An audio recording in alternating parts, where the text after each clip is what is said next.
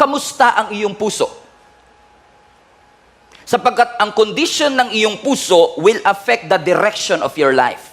Let me say that again. The condition of your heart will affect the direction of your life. Gagawin ni Satan ang lahat para pagurin ang iyong puso, para ikaw ay sumuko, para ikaw ay mag-quit.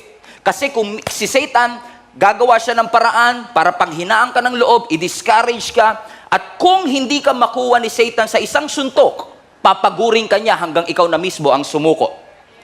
If Satan cannot knock you out with one punch, he will wear you down.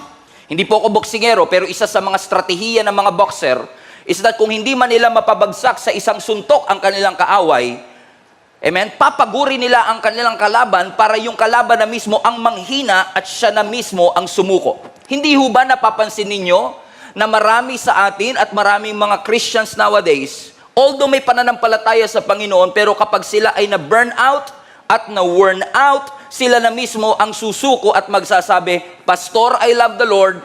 Pastor, I want to follow Jesus, but I cannot take this anymore. I want to quit and I want to surrender. Napakahalaga po ng ating puso pagdating sa ating buhay. Hindi po pwedeng naglilingkod ka sa Diyos na walang puso ang iyong paglilingkod. Hindi po pwedeng sinasabi mong mahal mo ang iyong asawa pero wala kang puso doon sa sinasabi mong mahal mo ang iyong asawa. Hindi po pwede. Sinasabi mong nananampalataya ka sa Panginoon pero ang puso mo ay wala sa Panginoon. Napakahalaga ng kondisyon ng ating puso. Ang sabi ng Biblia sa Proverbs 17 verse 22, a joyful heart is good medicine, but a broken spirit dries up the bone. Everybody read that with me. A joyful heart is good medicine, but a broken spirit dries up the bone. Akalain mo to. Minsan naghahanap pa tayo ng iba't ibang mga gamot, pero yung masayang puso po pala ay isa ng uri ng gamot. In fact, mga kapatid, kung ano ang nangyayari sa puso mo, lumalabas sa mukha mo. Tignan nyo nga po ang mukha ng inyong katabi. Tingnan nyo, base po sa kanyang mukha bang masaya ang kanyang puso? O mukhang depressed at hinang-hina ang kanyang puso? In fact, sa ibang translation ho ng passage na binabasa natin sa Proverbs 17, ang sabi po doon, a joyful heart, you can see it in their countenance. Yung pagiging maligaya ng ating puso ay kitang-kita sa kabuuan ng ating pagkatao. Posible kasi mga kapatid na may mga kasama tayo sa bahay, may mga kasama tayo sa church, they have smile on their faces, but they are hurting on the inside. Or I'd like to put it this way, marami sa atin, pangiti-ngiti lang, but you are dying on the inside. You are broken on the inside. You are empty on the inside, and even worse, you are losing your faith on the inside. I've talked to a lot of people already. Marami pong lumalapit sa amin para humingi ng advices. Pero napansin ko po, na hindi lahat ng lumalapit para humingi ng advice ay humihingi talaga ng advice. Hindi lahat humihingi ng wisdom. Hindi lahat ay humihingi ng direction sa buhay. May mga tao naghahanap lang ng atensyon. Does it make sense? By the way, andito lang ako, hindi ako aalis anytime. Kung gusto niyo po mag-amen, magsabi lang ho kayo. Because we want, syempre gusto natin, kaya tayo nakikipag-usap sa ibang tao because we want whatever is wrong and broken in our life ay ma-fix. Pansinin ho ninyo, na sa salitang broken, nandun yung okay. Kasi minsan madaling magpanggap na okay ka kahit broken ka. Na kahit broken ang iyong puso, sasabihin natin, I'm okay, I'm blessed and highly favored. Pero ang sabi ng scripture, yung merry heart, yung puso na maligaya, yung puso na punong-puno ng joy from within, is a good medicine. Pero ang sabi rin, nung isa pang part ng passage, pero yung broken spirit, everybody say broken. Pero yung broken spirit nakakatuyo ng buto. Now, I don't know, how come na ang ating broken spirit ay nakakapagpatuyo ng ating buto? Now, I know, nabasa ko po na ang ating pong palang dugo ay mina-manufacture. Watch this. Ang ating dugo ay mina-manufacture sa ating buto.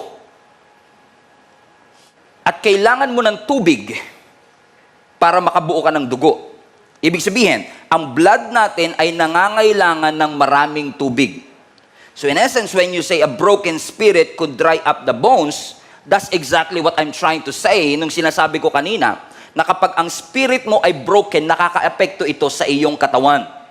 Ibig ko sabihin, kapag durog ang puso mo, kapag may mali sa puso mo, kahit pa ang dugo kailangan ng tubig, hindi tubig ang solusyon para maayos ang iyong puso. Hindi porket uminom ka ng tubig, maayos ang iyong puso. Minsan pa naman tayo pag umiiyak, di ba? Huwag ka mag-alala, sis, kaya mo yan, uminom ka ng tubig. Okay? Hindi, para naman yun kasi hinihingal siya eh, di ba? I get the point. Pero napansin nyo ba mga kapatid, hindi porke puno ang pantog, puno ang puso. You could be smiling on the outside, but your spirits are broken. Your soul is broken, and your heart is broken. And when I was studying this, mga kapatid, God showed me the life of David once again para ipakita ho sa atin yung journey ng kanyang puso. Mula sa inanoint siya ng Panginoon sa 1 Samuel 16 hanggang siya ay i-appoint para maging hari ng Israel. Marami po sa atin, in fact, kahit hindi po kayo Christian, marami ho sa atin ang pamilyar sa buhay po ni David na mula sa pagiging shepherd ay naging hari. Nag-antay po siya ng 15 taon. Everybody say 15 years. 15 years mula dun sa season of anointing hanggang dun sa kanyang seasons of appointing. Nung siya ay tinawag ng Panginoon, walang nakapansin at walang nakahalata na si David ay may potensyal. Nawala ang anointing kay Saul, nilipat na sa bagong hari daw, pero hindi alam ni Prophet Samuel kung sino iyon. Kaya nung pumunta si Prophet Samuel sa bahay ni Jesse, na tatay ni David, pinakita niya yung kanyang mga anak. 8 kasi yan eh. Yung 7 anak niya, si Eliab, si Abinadab, lahat yan ibinandera niya kasi sila yung mga pogi, sila yung malalaki ang katawan, sila yung mukhang hari. Pero ang sabi ng Panginoon sa 1 Samuel chapter 16 verse 7, watch this. But the Lord said to Prophet Samuel, pay no attention to how tall and handsome he is. Sabi mo sa katabi mo, hindi porket matangkad, pinipili ng Lord. So, hindi rin porket matangkad, pipiliin mo na rin. Hindi porket pogi, ay pipiliin na ng Panginoon. So, hindi porket pogi, pipiliin mo na rin. Buti na lang, kahit hindi tayo masyadong pogi, may pumili sa atin. Yung palakpak nyo, parang na-insulto ko ng konti. Huwag kang titingin porket matangkad siya o pogi siya. Bakit? I have rejected him. Because I do not judge as people judge. Bakit? Paano ba tayo humusga? We look at the outward appearance, but God looks at the heart.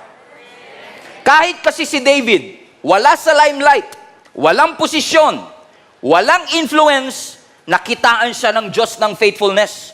Mga kapatid, gusto ko lang kayong i-encourage bago tayo magpatuloy. Kahit walang nakaka-appreciate, kahit walang nagte-thank you, kahit walang nakakapansin sa atin, can you be faithful in the dark? Kasi hindi porket nasa dilim ka, walang plano ang Diyos na daling ka sa liwanag. It's just so happen that God wants to make sure that you can handle the heat.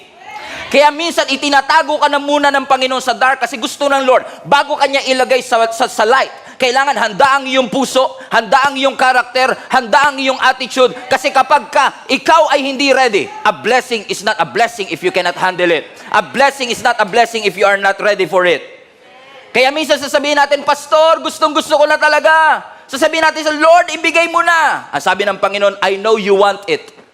Alam kong gustong-gusto mo, but you are not yet ready for it. May plano ang Lord kay David. Pero sa kabila ng lahat ng bagay, hindi siya minadali ng ating Panginoon na dalhin sa trono. Mga kapatid, gusto ko lang kayo encourage. Wag na wag mong ipapasa at wag na wag mong ide-delegate yung bagay na pinapagawa ng Diyos sa iyo. Kasi kapag pinagawa ng Diyos sa iyo yan, may purpose ang Panginoon kung bakit ikaw ang sinasabihan ng Diyos na mag-evangelize sa iyong pamilya. May rason kung bakit ikaw ang inassign ng Panginoon for that specific job or for that specific purpose. Bakit mga kapatid? Kasi may layunin ng Panginoon na ma-develop ang ating habits, ma-develop ang ating attitude, at ma-develop tayo kung ano man ang gusto ng Lord na pagdalhan sa bawat isa sa atin. Sumunod ka lang kahit nasa dilim. Hindi porket hindi nagre-response ang isang tao o ang ibang tao sa iyong pagsunod ay hindi ibig sabihin hindi ka na sumusunod. Ang pinakamalaking achievement ng isang Kristiyano ay hindi yung mag-response ang iba sa obedience mo.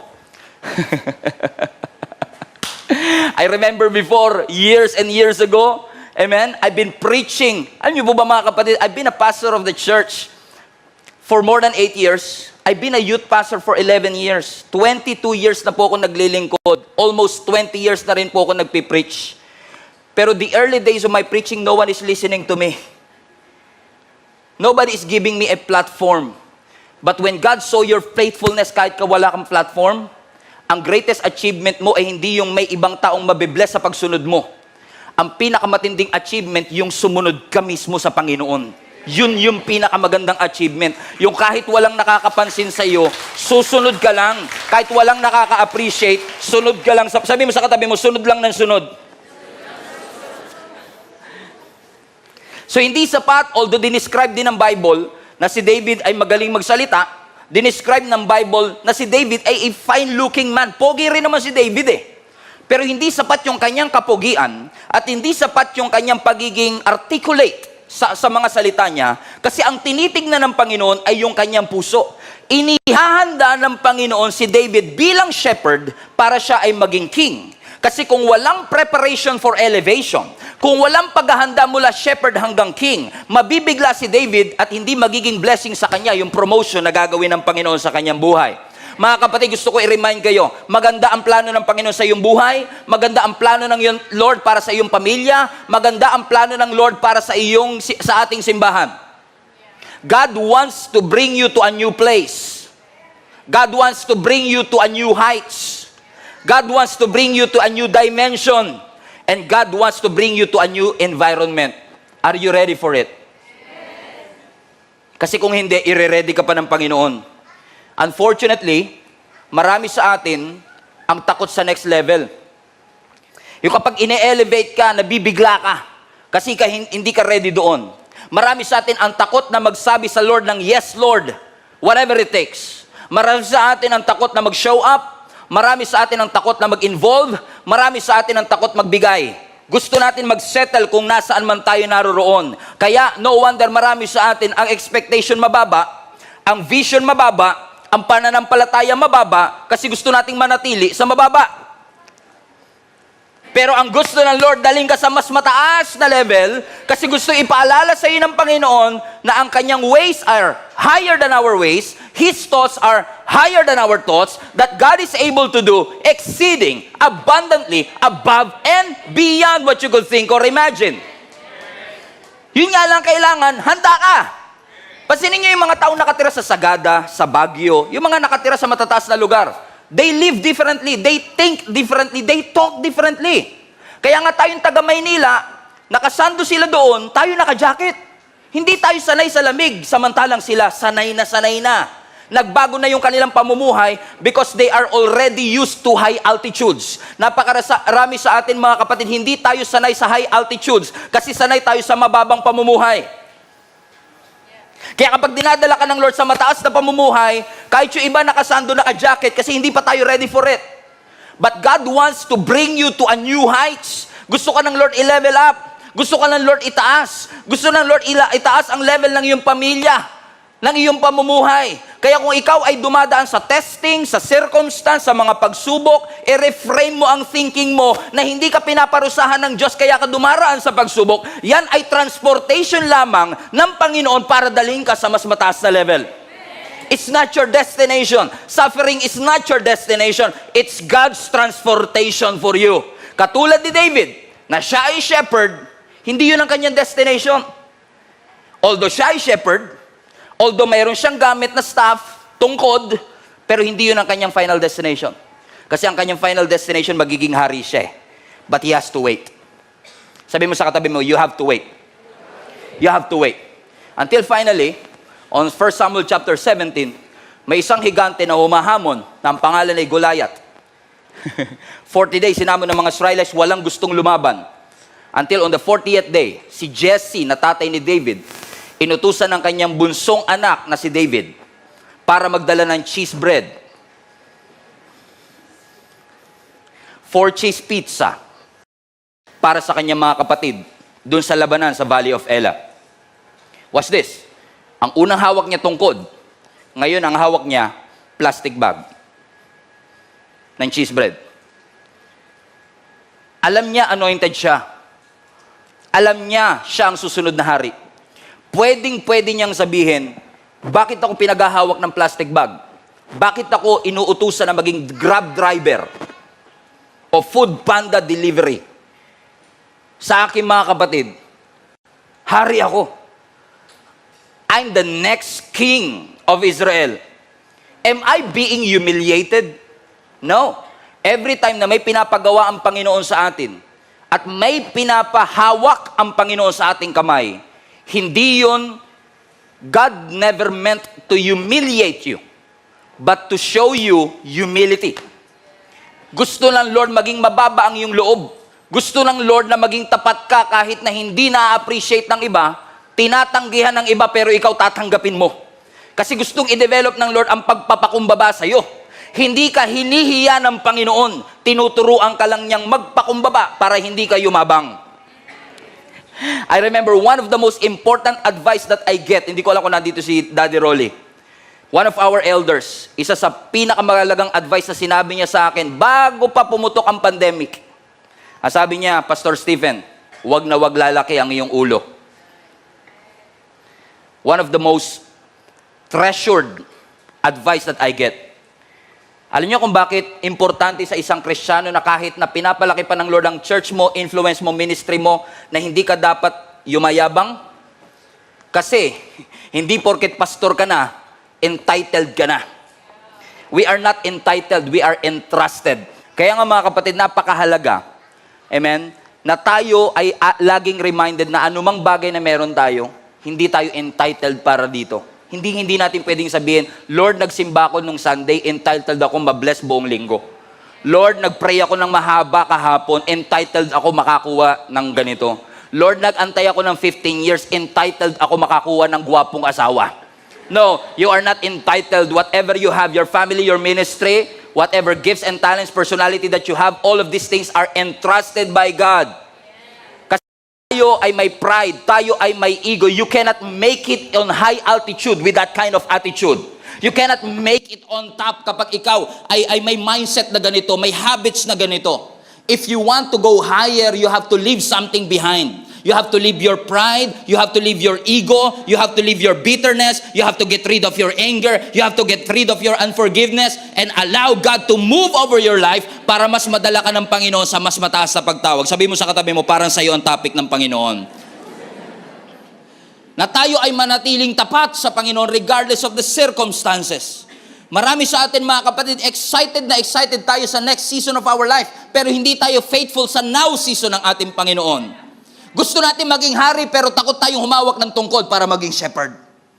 Gustong-gusto natin maging hari at excited tayong maging hari pero takot na takot tayong humawak ng plastic bag ng cheese bread at maghatid ng tinapay para sa ating mga kapatid. Pero may itinuturo ang Panginoon sa atin mga kapatid, anuman ang ilagay ng Lord sa iyong kamay, dapat ang iyong puso ay laging surrendered sa pinapagawa ng ating Panginoon. Magpakumbaba, sabihin lang natin, yes Lord, I'm gonna follow you whatever it takes. Until pagdating niya sa Valley of Elah, nakaharap niya si Goliath na higante. Ano sabi na scripture sa 1 Samuel 17? I'm taking you through 15 years. In 15 minutes. Pag-pray niyo ako. Nakaharap ni David si Goliath, a Philistine warrior. Pero I love what he said. Habang ang lahat ng mga Israelites ay takot na takot, ang sabi ni David sa lahat ng mga taga-Israel, don't lose your heart. Don't lose your heart. Don't lose heart. Huwag kayong mapanghihinaan ng loob. God is with us. Sino ba yung uncircumcised Philistine na yan that is mocking the armies of the living God? Supot yan eh. Ba't kayo nagpapatakot sa kanya? Ako ang lalaban sa kanya. He was so brave. Matapang siya. At dahil sa tapang niya, at siyang lumaban, inanoy siya ng Panginoon, in-enable siya ng Panginoon, natalo niya si Goliath, at dahil sa pagkatalo niya kay Goliath, he rose in strength and he rose in fame. Sumikat si David. Naging kilala si David sa buong Israel. To the point, mga kapatid, na ang mga Israelites ay gumawa ng kanta patungkol sa kanya kahit hindi siya yung hari. At nag-create ng jealousy, selos, sa puso ng hari na si King Saul. Kasi ikaw ang hari, pero ina-admire ng tao si David. In essence, may division. Naalala ko sa New Testament, may ganyang case din. Kung kilala niyo si Apollos sa Acts, si Apollos ay isa sa mga apostol ng New Testament Si Apollos, ang sabi ng maraming Bible scholar, ang description sa kanya ay silver tongue speaker, silver tongue preacher. He's an eloquent speaker. Magaling siya mag-preach. He was excellent in whatever he do. Pero, nung siya, dahil sa kanyang galing, dahil sa kanyang talento, nagkaroon siya ng mga followers sa loob ng Church of Corinth. Now, you have to understand this. Si Paul ang nag-pioneer ng church in Corinth. Pero ang mga tao, dahil sa galing ni Apollos, ina-admire si Apollos at sinasabi nila, ang mentor ko si Apollos. Pero ang tulay na pioneer, si Paul. So in essence, yung admiration o paghanga ng mga tao sa Church of Corinth ay nag-create ng division sa kanila. Kaya minsan nag-preach si Apostle Paul and sabi niya, bakit yung sinasabing, ako ay kay Apollos, ako ay kay Pablo, lahat tayo kay Kristo. Bumalik tayo sa ating pagtawa. Kay Kristo dapat tayo sumunod, hindi kay Apollos. Hallelujah. At hindi kay Paul. Bakit sa panahon ni Apostle Paul, amen, hindi masamang humanga. Huwag nyo lang i-idolize. Huwag nyo i-idolize si Pastor Stephen. Huwag nyo i-idolize sa mga pastor. Huwag nyo silang ilagay sa pedestal. Kasi sila man ay nagkakamali. Kailangan nating ma-realize, mga kapatid, tayo pong lahat ay member ng body of Christ. And our job is to be humble enough to put Jesus in the cornerstone. Ang cornerstone ng simbahan, hindi si pastor. Ang cornerstone ng simbahan, hindi ang mga ministry leaders. Ang cornerstone ng simbahan, hindi ang mga leaders ng church o pastors. Ang cornerstone is si Jesus mismo.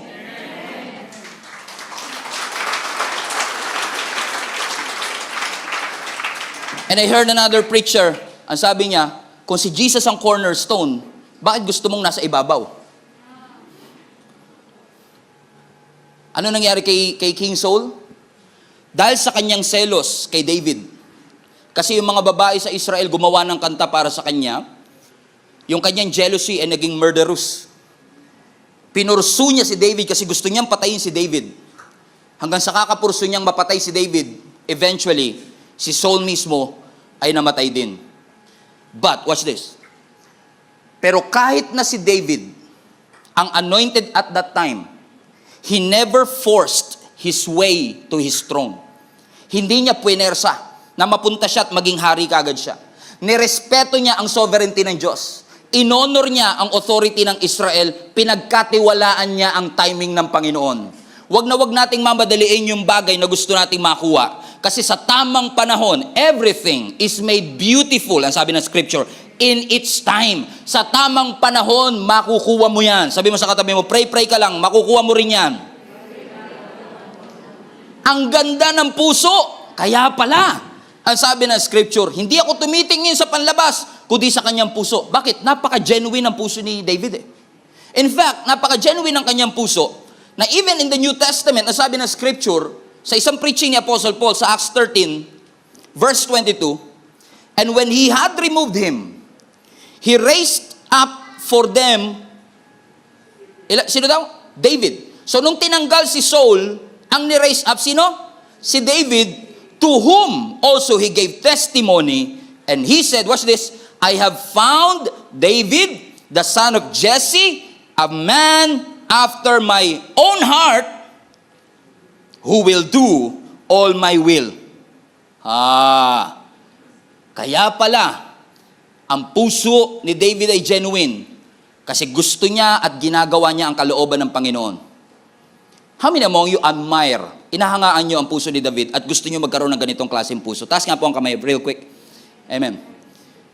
How I wish, masasabi din, pagka wala na tayo at magkaroon siguro ng Bible, si Kyle, a woman after God's own heart. Si Stephen, a man after God's own heart. Grabe, no? Para sabihin na ang iyong puso o ikaw ay malapit sa puso ng Diyos. Wow! What an honor of a lifetime. Correct? Pero hindi porket si David, ang man after God's own heart, ay perpekto na siya. Nagkamali at nagkasala pa rin siya. Kasi ang sabi ng Scripture, nung siya ay nag-grows in strength at nag-grows in fame, one day, after 15 years, siya ay naging hari ng Israel. So yung kanyang mga responsibility dumami. Nung una, ang kanyang responsibility lang maging shepherd. Next, ang kanyang responsibility, maging grab driver. Food panda. Maghatid ng pagkain sa kanyang mga kapatid. Ang next na naging responsibility niya, patayin si Goliath. Correct? Iba-iba ang kanyang responsibility until siya ay naging king of Israel. Palapakan natin ang Panginoon. And I don't know what happened. Pero ang sabi ng scripture, one day o one night, habang ang buong Israel ay nasa labanan, watch this, si David ay nagpaiwan sa kanyang bahay. Ulitin ko ulit.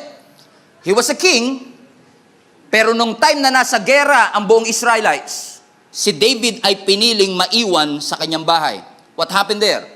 Nung gabi na yon, lumabas siya sa kanyang balcony at may nakita siyang babae na naliligo. Babae na nagte-take a bath, na ang pangalan ay Bathsheba.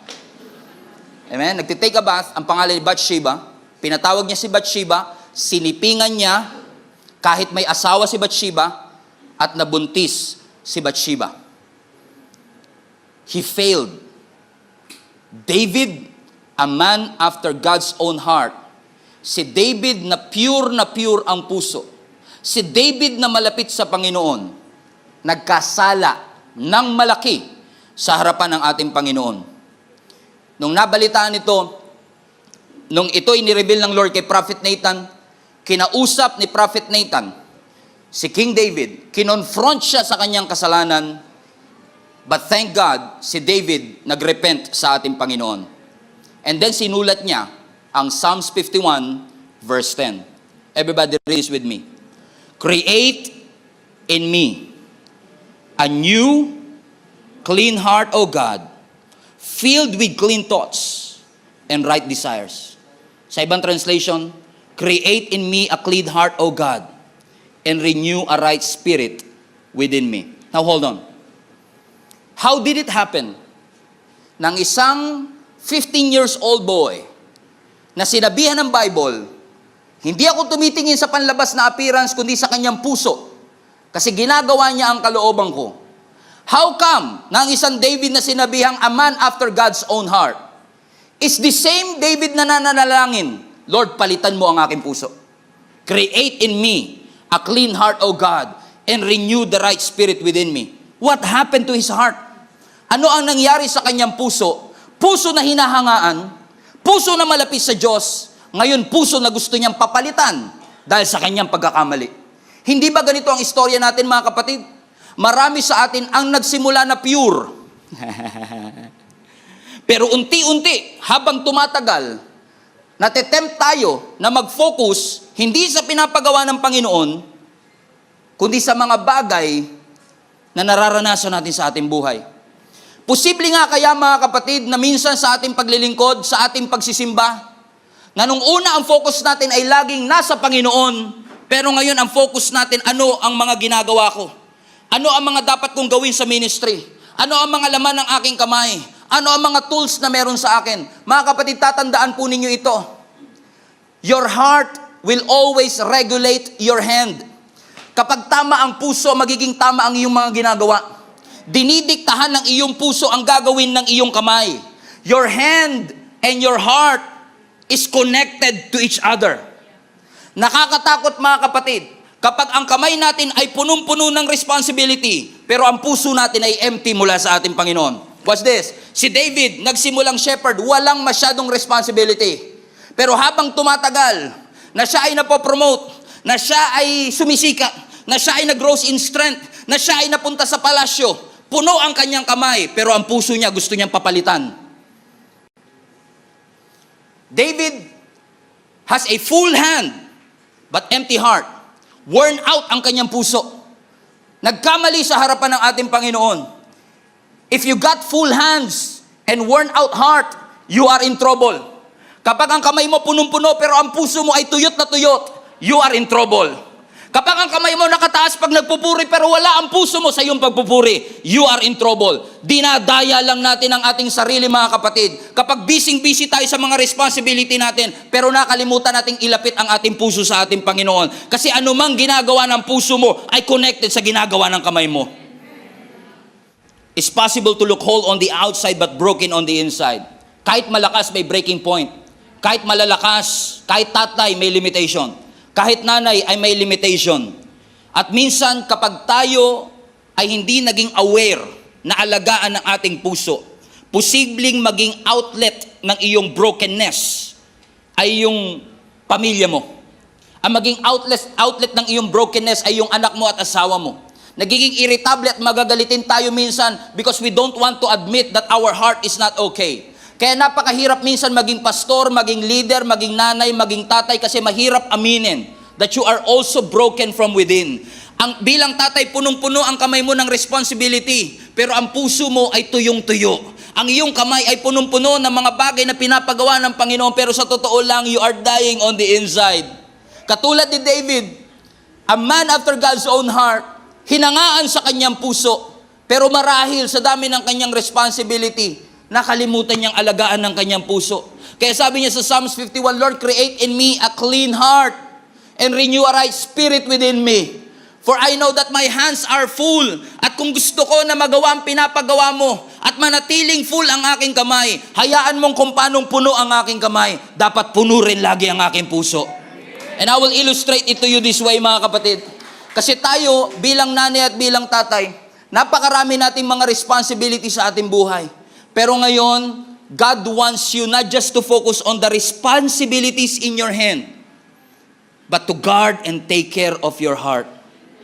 Is as a father, as a mother, napakahalaga that we know how to regulate, we know how to take care of our heart. Ang nasa kanan po natin ngayon, mga kapatid, ay yung ating puso. Ang nasa kaliwa naman ay yung ating mga kamay. Alam mo si David, nung nag-i-start siya sa ministry, nung siya ay inanoint ng Panginoon bilang shepherd o bilang king, wala siyang masyadong responsibility. Meron lang siya puso. Tama? Bakit? Ang sabi nga ng Lord, di ba? Hindi ako tumitingin sa panlabas na appearance, kundi ang aking tinitignan ano daw? Puso. Ibig sabihin, ang puso ni David, kompleto, puno. Pero habang tumatagal, na siya ay binibigyan ng mga responsibility, na siya ay lumaban kay Goliath, na siya ay nagdala ng cheese bread sa kanyang mga kaibigan. Ang problem natin madalas, mga kapatid, pag dumadami ang ating mga responsibility, pino-pour out natin yung ating puso, correct? Hindi naman po pwedeng gumagawa ka ng responsibility mo na hindi mo binubuhos ang puso mo sa anumang bagay na ginagawa mo. Nung nagsisimula kayong mag-asawa, punong-puno ang puso mo, wala pa kayong masyadong responsibility. Nung nagse-celebrate pa lang kayo ng first months, mahal na mahal mo siya, punong-puno ang puso mo, at dahil wala ka pang masyadong responsibility, lahat ng monthsary may date kayo. Nung nag-enroll ka pa lang sa school, excited ka, bago pa ang uniform mo, bago ang mga school supplies mo, wala ka pang masyadong responsibility kasi grade 1 ka pa lang.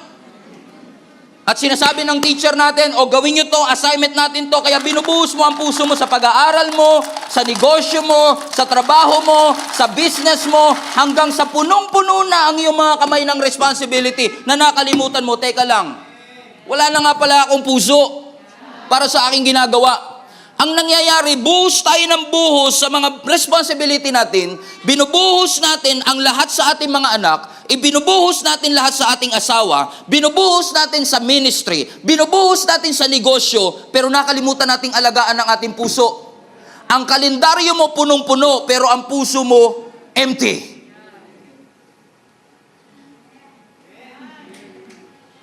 You have to guard your heart and replenish.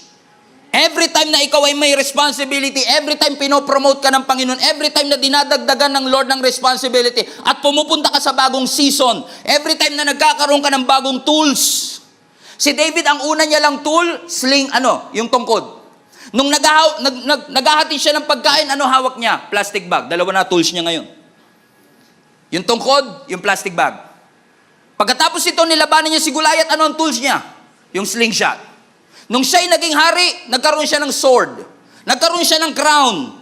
Iba-ibang season, iba-ibang tools. Pero hindi niya kinalimutan yung kanyang pagiging shepherd. Dala niya lahat ng tools. Ang dami niyang responsibility. Shepherd siya, delivery boy siya, king siya, tatay siya. Pero nakalimutan niyang i-replenish ang kanyang puso. And many of us, watch this. If your hands are full and your hearts are worn out, it's a dangerous place to live. It's very dangerous kapag ang kamay natin ay punong-puno, pero ang puso natin ay walang laman. Mga kapatid, gusto ipaalala sa atin ng ating Panginoon ngayon, alagaan mo ang iyong puso. Kung gaano kapuno ang kamay mo, dapat ganun kapuno ang puso mo. Hindi po pwedeng marami kang schedule, marami kang activity, pero ang puso mo ay hindi mo nire-replenish. Kaya napakahalagang umaating ka sa church, gaano ka man ka-busy. Napakahalagang nagbabasa ka ng Bible, gaano ka man ka-busy. Wag mong kakalimutang manalangin, gaano ka man ka-busy. Kasi every time na nagbibigay ka sa business mo, nagbibigay ka sa pamilya mo, nagbibigay ka sa ministry, nauubusan ka sa puso mo. Kailangan mo siyang i-replenish. So every time you come to church, you read the Bible and you pray, your heart, through His presence, are being filled. Yung emptiness, yung kakulangan, yung pagkasaid, ay pinupunan ng ating Panginoon. Buti pa, yung ating mga gitara minsan nakatono, pero yung puso natin, wala sa tono. Napaka-busy natin madalas na wala na tayong time para ipahinga ang ating mga puso. At magtataka na lang tayo, how did I get here? Dati ang punong-puno ng puso ko, excited na excited ako sa ministry. Lagi ako maaga sa ministry. Lagi ako nagsisimba, linggo-linggo. Pero sa dami ng responsibility, sabi pa nga natin, Lord, pagpalain mo ko. Lord, i-bless mo ang business ko.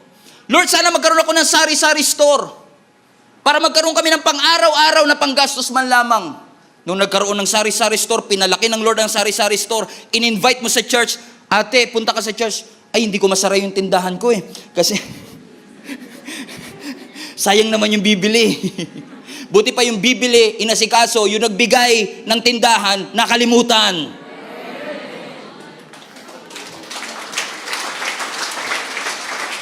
Tapos magtataka tayo kung bakit palang worn out, pagod, overwhelmed, busy, walang ligaya, walang passion, tinatabang sa ministry at tinatabang sa mga bagay na para sa Panginoon. I get this all the time. Pastor, lagi ako nagsisimba, pero bakit ganon? Para ang puso ko tuyong-tuyo. Para akong dry na dry. Pag inaaya mo sila, Pastor, pasensya ka na. Busy talaga ako. Naalala ko yung cellphone ko this past few days kasi ang tagal na namin cellphone to ni Jenny. Nag-a-alarm siya sa akin. Sabi niya, internal storage is dangerously low. Grabe, cellphone lang, dangerous. Parang kakabahan ka talaga Ano ba mangyayari? Kasi gumagana pa naman yung cellphone ko pero nagwa-warning siya sa akin na kapag hindi mo binigyan ng attention ito, pwedeng yung dating gumagana, hindi nagagana at huwag kang magtataka kung hindi na siya gagana kasi nag-warning siya. And minsan, habang nagda-drive tayo, nakikita natin yung fuel natin, sinasabi na mag-e-empty na ang fuel mo. Kailangan mo na magpagas. Umaandar pa rin ang kotse, pero nagwa-warning siya, pag hindi mo binigyan ng atensyon, ititirik ka niyan. You will only go so far and it will shut down. Huwag mong ipilit. Huwag mong puwersahin na umandar pa rin with an empty heart. You cannot minister with an empty heart. You cannot preach with an empty heart. You cannot worship lead with an empty heart. You cannot minister to somebody with an empty heart. You have to replenish your heart and guard your heart. Sabi mo, check your heart. Bakit dangerous mga kapatid? Kasi kapag ang kamay mo ay punong-puno ng responsibility, pero ang puso mo ay said na said, para lang mapunan yung puso mo, gagawa ka ng paraan para mawala. Nagdi-distress tayo minsan. Dahil sa dami ng responsibility, stress ka na. Ako lang yata dito na i-stress pa na. Minsan sa dami ng responsibility, nai-stress ka, correct? At dahil nai-stress ka, minsan hindi mo kinukuha sa Word of God, hindi ka nananalangin, wala kang devotion sa Panginoon, saan tayo bumabaling? Pornography.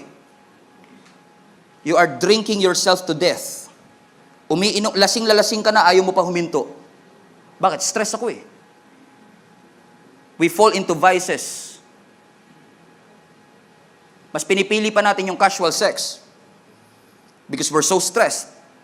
And we need somebody to fill in. Nakala natin, yung kapartner natin ang makakapagbigay at makakapagpuno ng bagay na ibinuhos na natin sa iba. But only God can fix your heart. Only God can replenish that what was lost in your heart. You have to check your heart again. Dito kasi sa mundong ginagalawan natin, pag masyado kang busy, hinahangaan ka. Pasinin nyo sa opisina ninyo, wag mo ko istorbohin, busy ako. Ay, napakasipag. Bakit? Ang daming responsibility. May kilala mo ba kayo, busy pero hindi productive? Punong-puno kasi ang kamay, pero ang puso walang laman. ina-admire ng mundo na kailangan marami kang ginagawa.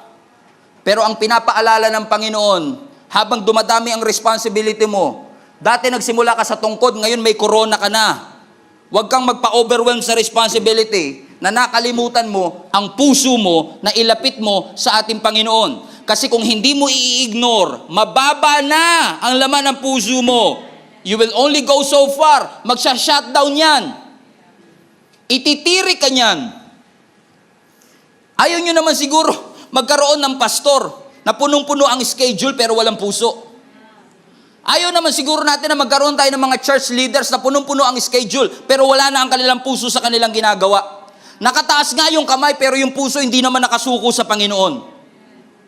No wonder sabi ni David, "Create in me a clean heart, O God, and renew a right spirit within me." And maybe, just maybe, David was saying, "Lord, I'm so overwhelmed with responsibilities. Yung kakulangan sa akin, nahanap ko kay Bathsheba. I fall into sin because I failed to take care of my heart." Ang sabi ng scripture sa Proverbs 4 verse 23 rather, "Guard your heart above all else." Everybody read that with me. Guard your heart above all else, for it determines the course of your life. Everybody say, above all else. Alagaan mo ang iyong puso above all else. Ano ibig sabihin ng above all else? It communicates priority. Iprioridad mo ang pag-aalaga ng iyong puso. Make sure na habang nilalagyan mo ang kalendaryo mo ng responsibility, make sure na ang iyong puso ay nire-replenish mo ng Word of God. Make sure na ang iyong puso ay inaalagaan mo. Above all else, prioritize guarding your heart. Because your heart is the truest expression of yourself. Yung puso mo, yan talaga yung ikaw. Marami kang personality. You're a person with many hats. Shepherd ka na. Grab delivery driver ka pa. Harp, tumutugtog ka, musician ka. Si David, musician din. You are a warrior. And also you are a king. Ang dami mong responsibility. Pero alagaan mo ang iyong puso. Kasi marami kang responsibility pero iisa lang ang iyong puso. Always guard your heart. Kaya in fact, sabi ni Jesus, di ba, deny yourself, take up your cross and follow me. I believe with all my heart ang sinasabi ng Lord sa atin, kung gusto mo talaga ng self-denial, kailangan yung puso mo mabantayan mo eh. Kasi kapag ang puso natin ay hindi natin binabantayan, we will fall into series of mistakes and failure. Moral corruption. We will perverse our heart, our behavior. Mawawalan tayo ng pananampalataya. Mag-focus tayo sa materialism. Mag-focus tayo sa pride natin. At pinupuno natin yung puso natin ng trash, ng basura.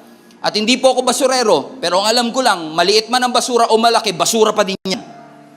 The only way for you to take up your cross and follow Jesus is to guard your heart. Kasi ang sabi mismo ng ating Panginoong Hesus, "For where your treasure is, there your heart be also." Out of the abundance of your heart, the mouth speaks. Your heart is very important. Take care of it. Huwag ka magpa-overwhelm sa dami ng responsibility bilang nanay. Huwag ka magpa-overwhelm sa responsibility bilang tatay. Tatay ka na, may sideline ka pa. Ikaw pa minsan maghuhugas ng pinggan. Ikaw pa minsan magliligpit ng ganito. Ikaw pa maghahatid sa mga anak mo. Pero kahit gaano ka kabisi, huwag mong kalimutan ang iyong puso. Nagsimula kayo, isa lang ang branch ng inyong negosyo. Lagi ka pa nagsisimba, 7 na ngayon. Pinagpala ka ng Panginoon. Saludo naman tayo sa Panginoon dyan. Pero kapag punong-puno na ang iyong kamay, pero ang puso mo ay empty, darating ang araw, meron kang 10 branches, pero walang-wala ka na sa iyong puso. 10 ang inyong branches, pero ang puso mo ay tuyot na tuyot sa Panginoon at sasabihin mo pa rin, bakit ganon? Success doesn't feel successful. Bakit ganon? I'm full but I'm not fulfilled. Why? Because you failed to guard your heart. Above all else, it will become the wellspring of your life. Bantayan po natin ang ating puso. And in fact, if you are here for the first time at hindi mo kilala ang ating Panginoong Hesus, ang pagtanggap nga sa Panginoon ay nagsisimula sa puso. Papasukin mo siya. Marami sa atin pinalabas na si Lord sa puso dahil ang dami nating nilalagay dito na mga schedules natin and busyness natin. Buti pa yung ibang bagay may schedule pero si Lord wala. Ang sabi ng scripture, Romans 10:9, and I will end with this, if you openly declare, Romans 10:9, if you openly declare that Jesus is Lord and believe in your heart, everybody say, believe in your heart. Believe in your heart that God raised Him from the dead, you will be saved. Whoa. That's how powerful your heart is. Dito nagsisimula ang relasyon natin sa Panginoon, that when we believe in Jesus Christ, you will be saved. Guard your heart, kapatid. Bantayan natin ang ating puso. Mga kapatid, let me just encourage you, wag lang basta tanggap ng responsibility. Tanggapin mo ang sinasabi ng Panginoon. And lagi ko ito sinasabi sa lahat ng kinakasal ko. Don't be so caught up with your business na mawawalan kayo ng panahon para basahin ang kanyang salita. That is very important because the Word of God will bring faith. Stir up the faith in your heart.